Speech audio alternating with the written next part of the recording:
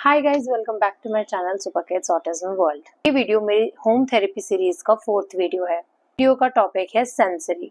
इस वीडियो में मैं आपको बताऊंगी ऐसी कौन कौन से सेंसरी की एक्टिविटीज हैं जो कि आप करा सकते हैं अपने बच्चे को घर पे बैठे।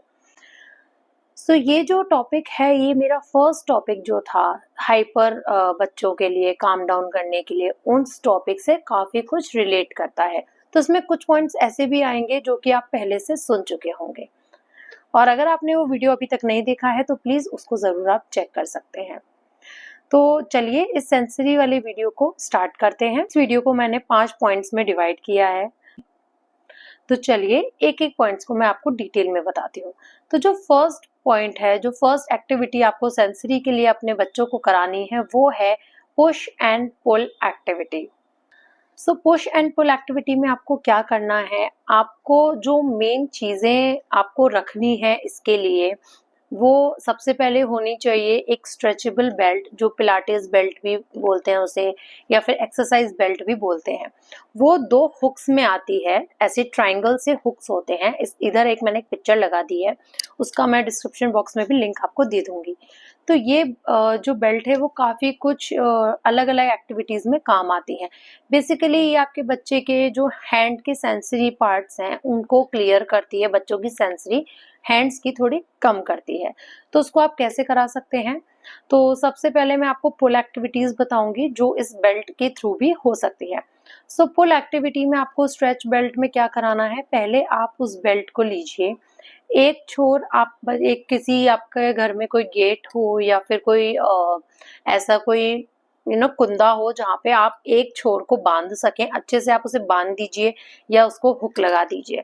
एंड सेकंड जो बच्चे को है छोर जो होगा, उस बेल्ट का जो सेकंड पॉइंट होगा वो आप अपने बच्चे के हाथ में दे दीजिए एंड बच्चे को उसको खींचने को बोलिए, लाइक जितना दूर तक वो खींच पाए, क्योंकि वो स्ट्रेचेबल बेल्ट है तो वो अच्छे से खींच पाएगा। एक्टिविटी आपको अपने सामने बच्चे के करानी है, अच्छे से ध्यान में रख के। तो ये एक फुल एक्टिविटी हो गई कि आपको बच्चे से हाथ के थ्रू खिंचवाना है। दूसरी आप कर सकते हैं कि एक छोर जैसे कि मैंने बताया कुंदे पे लगाना है, बांधना है, एंड दूसरा जो उसका पॉइंट होगा बेल्ट का, उसको आप अपने बच्चे की कमर पे अच्छे से बांध दीजिए। बहुत ज्यादा टाइट मत बांधिए कि बच्चे के लग जाए, बट आपको एक सिक्योरली उसे बांधना है। देन आप कुछ चीजें प्लेस कर दीजिए जमीन पर एंड बच्चे को बोलिए कि जाके अच्छे से स्ट्रेच करेगी वो बेल्ट एंड जाकर बच्चा वो चीज लेकर आए एंड आपके हैंड पे वो रख के दे। कर सकते हैं मार्केट में जैसे 4 व्हीलर के टायर्स आते हैं, वो टायर एक ले आइए, हैवी जो टायर्स होते हैं 2 to 5 kg का होता है आई थिंक, वो टायर ले आइए बड़ा सा। उसमें आप एक मोटी जो रस्सी होती है वो ले आइए 4-5 फीट की, एंड उस रस्सी में आपको बीच बीच में गांठें लगानी है। तो जैसे ही गांठें नॉट लग जाएंगी, वो टायर में आप वो रस्सी बांध दीजिए, एक किनारा बांध दीजिए एंड देन दूसरे साइड बच्चे को खड़ा कीजिए, रस्सी उसको दीजिए एंड बच्चे को बोलिए कि रस्सी को पुल करे, खींचे। तो उससे क्या होगा, बच्चे की स्ट्रेंथ बढ़ेगी, बच्चे की हाथ की सेंसरीज कम होंगी, बच्चे में ग्रिपिंग अच्छी होगी, fine motors gross motor skills बढ़ेंगे। तो ये आप एक्टिविटी करा सकते हैं। एक्टिविटी है पुल की, बहुत अच्छी एक्टिविटीज है। ऐसे आप बहुत सारी एक्टिविटीज करा सकते हैं पुल में। ऐसा सेम होता है पुश एक्टिविटी। पुश एक्टिविटी में आप क्या कर सकते हैं, आपके घर में कोई टेबल हो, मूवेबल टेबल्स हो, चेयर्स हो, उन पे आपको बच्चे को पुश करवाना है, धक्का दिलवाना है एक साइड से दूसरे साइड पे। उसके साथ आप कर सकते हैं, बच्चे को दीवार के सहारे खड़ा कीजिए और बच्चे को बोलिए कि दीवार पे धक्का दे, लाइक पुश करे। अगर बच्चा समझ नहीं पा रहा है तो पहले आप करके दिखाइए, और बच्चा फिर भी नहीं समझ पा रहा है तो आप उसके हाथों को पकड़िए पीछे के साइड और आप उसके हाथों से दीवार पे पुश करवाइए। तो ये बहुत अच्छी एक्टिविटी है। कुछ पुश एंड पुल एक्टिविटीज हैं जो आप बच्चे को करा सकते हैं।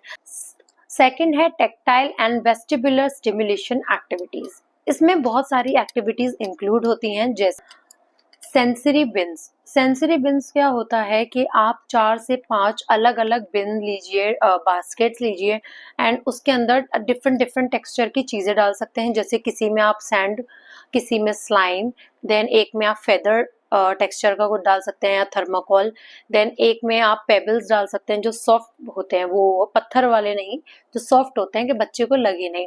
ऐसे करके आप 4-5 जो बास्केट्स होती हैं वो जमीन पे रख दीजिए एंड बच्चे को कोई भी टास्क दीजिए एंड उसको बोलिए कि वो जो टास्क है वो बास्केट के अंदर पैर रख के उसको जाना है वो टास्क कंप्लीट करने के लिए। बेसिकली पैरों के टेक्सचर्स के लिए बहुत इंपॉर्टेंट होता है। ऐसा नहीं होता कि सेंसरी सिर्फ हाथों में होती है या फिर दांतों में होती है, गम्स में होती है। सेंसरी बेसिकली पूरी बॉडी में हो सकती है।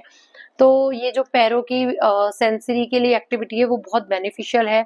बच्चे जो टोस पे चलते हैं उनके लिए भी बहुत अच्छा है, या बच्चे जो पानियों में पैर नहीं रखते, मिट्टी में पैर नहीं रखते, उनके लिए भी बहुत अच्छी एक्टिविटी है।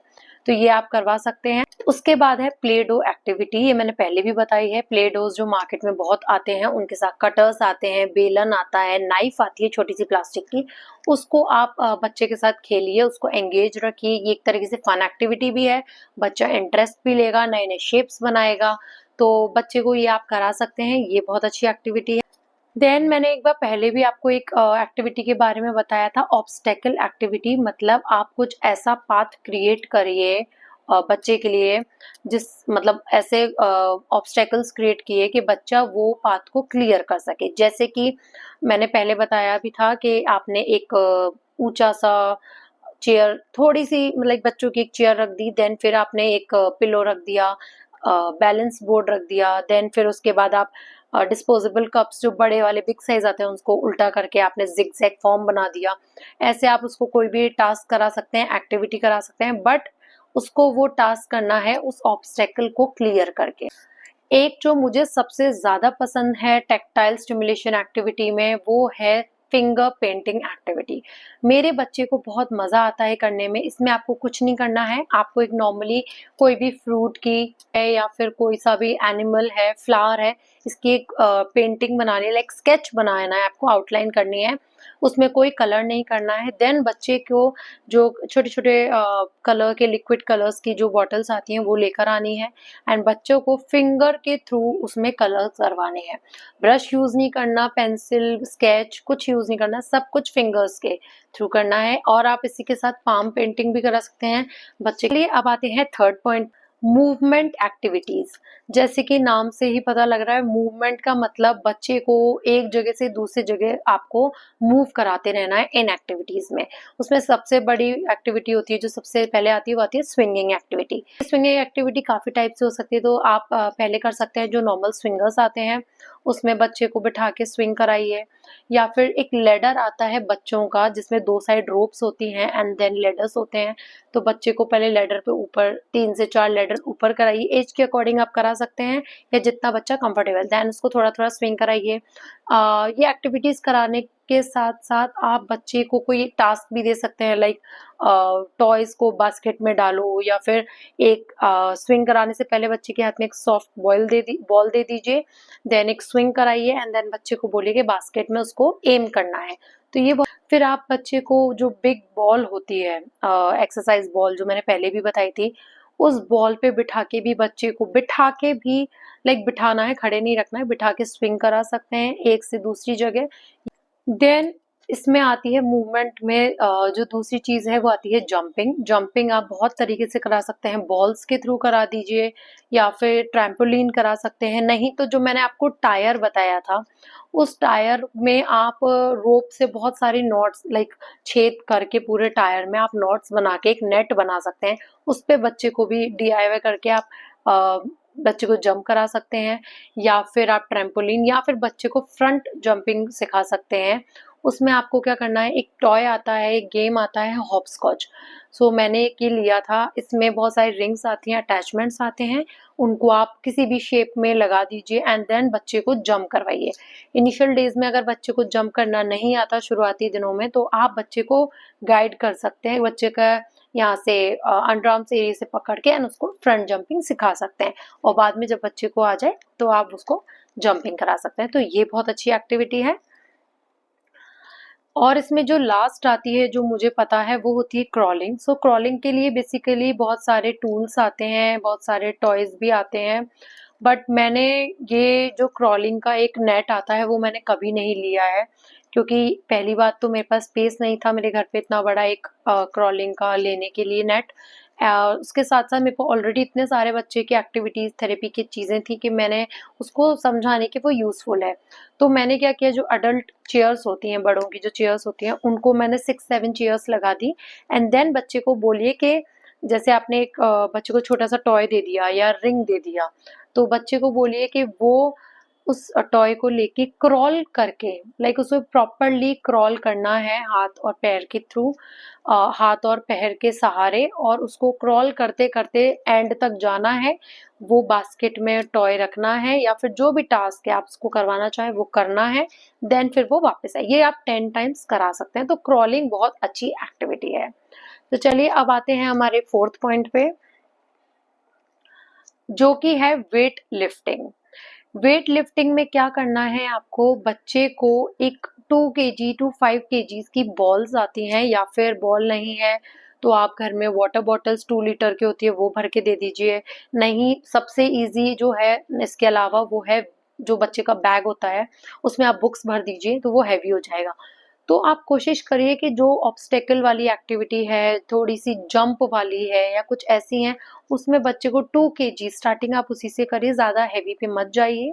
तो वो बॉल के थ्रू आप सारी एक्टिविटीज़ कराइए। आप कर सकते हैं कि बॉल अगर बच्चे को ज़्यादा लग रही है कि गिरा देगा, चोट लगा लेगा, तो वो बॉल को आप एक स्ट्रेचेबल बेल्ट के थ्रू आप, या फिर को बहुत सारी जो बड़ों की बेल्ट्स आती हैं, वेस्ट बेल्ट्स, उसके थ्रू आप बांध सकते हैं, जिससे कि चांसेस नहीं होंगे कि बच्चे से बॉल गिर जाए।